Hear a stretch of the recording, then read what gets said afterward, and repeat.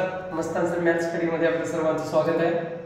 मित्रांनो, B.Ed second year इतिहास मेथडचे महत्त्वाचे प्रश्न जे की 100% परीक्षेला येतील असा अंदाज माझा आहे, त्या संदर्भामध्ये मी आज चर्चा करणार आहे महत्त्वाच्या प्रश्नावर. त्याच्यामध्ये मूल्यमापन म्हणजे काय सांगू, इतिहास विषयाची मूल्यमापनाची साधने आणि तंत्रे स्पष्ट करा.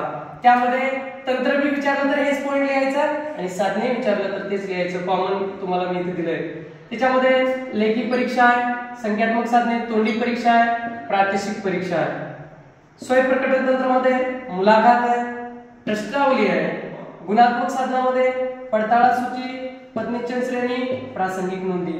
अशा पद्धतीने आपल्याला मूल्यमापनाची साधने सांगता येतात. आता असाही प्रश्न विचारला, घटक चाचणी म्हणजे काय सांगून, घटक चाचणी तयार करताना लक्षात घ्यायच्या बाबी. त्याच्यामध्ये तक्ता बनवावा लागतो, उद्दिष्टानुसार तक्ता, आशयानुसार तक्ता, प्रश्न प्रकारानुसार तक्ता आणि हे 3 तक्ते मिळून संविधान तक्ता बनवावा लागतो. आणि प्रश्नपत्रिकेचा सुद्धा विचार करावा लागतो, गुंदा नियोजनाचा विचार करावा लागतो, उत्तर सूचीचा सुद्धा विचार करावा लागतो.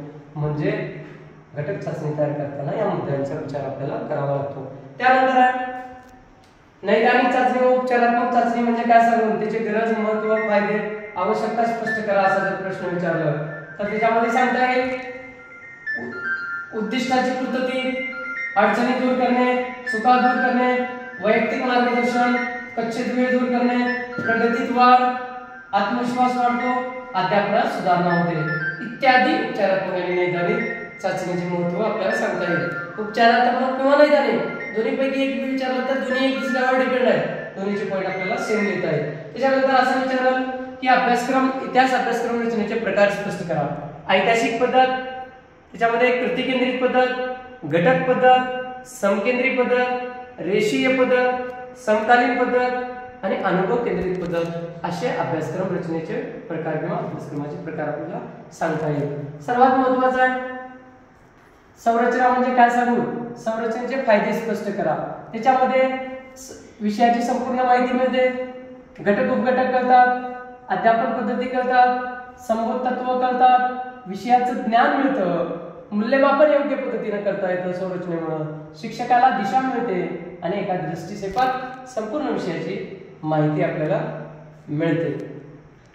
यानंतर अभ्यासपूरक उपक्रम म्हणजे काय सांगू, त्याची गरज, महत्त्व, आवश्यकता स्पष्ट करा असं जर विचारलं तर त्याच्यामध्ये एक मुद्दा सांगता येईल सर्वांगीण विकास, दुसरा कलागुणांना वाव, ज्ञानात वाढ, आवड अभिरुची निर्माण होणे, आत्मविश्वास, उद्दिष्ट पूर्ण होतात, क्षमतेचा विकास होतो, मनोरंजनातून अध्ययन मिळतं, बौद्धिक विकासाला चालना मिळते.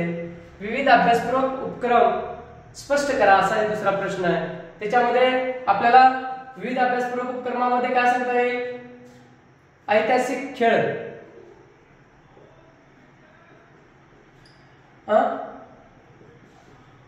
ऐतिहासिक जत्रा, ऐतिहासिक प्रदर्शन,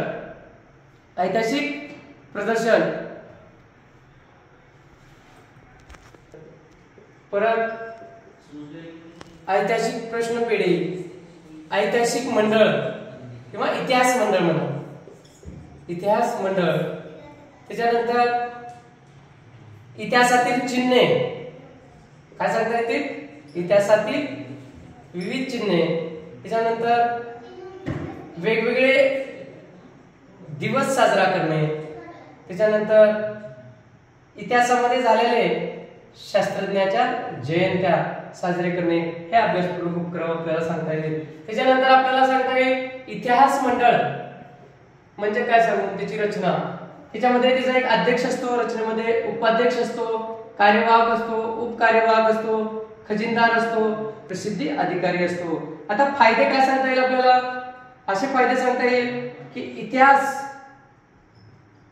विषयाबद्दल आवड निर्माण होणे, त्याच्यानंतर इतिहास विषयाची भीती दूर होणे, आत्मविश्वास निर्माण होणे, ज्ञानात वाढ होणे, साहित्यात वाढ होणे, विषयाच्या समस्या सोडवणे, नेतृत्व गुण आणि उपक्रम क्षमता इत्यादी आपल्याला इतिहास मंडळाचं सांगता येईल. आता इतिहास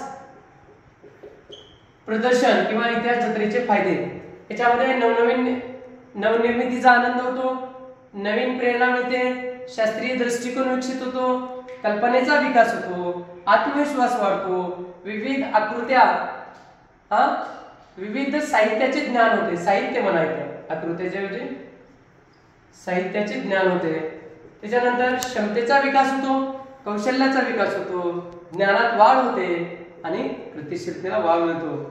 अशा पद्धतीने आपल्याला इतिहास प्रदर्शन किंवा इतिहास जत्रेच्या संदर्भामध्ये आपल्याला सांगता येईल. त्याच्यानंतर चांगल्या पाठ्यपुस्तकाचे परीक्षण करा किंवा चांगल्या पाठ्यपुस्तकाचे निकष लिहा म्हणलं तर अंतरंगानुसार, बाह्य अंगानुसार आणि उद्दिष्टानुसार निकष लिहिता येईल. अंतरंग म्हणलं की अनुक्रमानिका, आशय, आकृत्या, भाषा, स्वाध्याय. बाह्य अंग म्हणलं की मुखप्रश्न, मलप्रश्न, बांधणी. उद्दिष्ट म्हणलं की सर्वांगीण विकास, विषयाची आवड, वैज्ञानिक दृष्टिकोन, सृजनशीलतेचा विकास इत्यादी मुद्द्याच्या आधारे इम्पॉर्टंट आणि महत्त्वाचे प्रश्न इतिहासाच्या संदर्भामध्ये विचारले जाऊ शकतात. चॅनलला लाईक आणि सबस्क्राईब केलं नसेल तर लवकरात लवकर सबस्क्राईब करा, कारण टेट, टीएटी, सीएटी आणि विविध स्पर्धा परीक्षेची माहिती चॅनलवर अपडेट होणार आहे. धन्यवाद.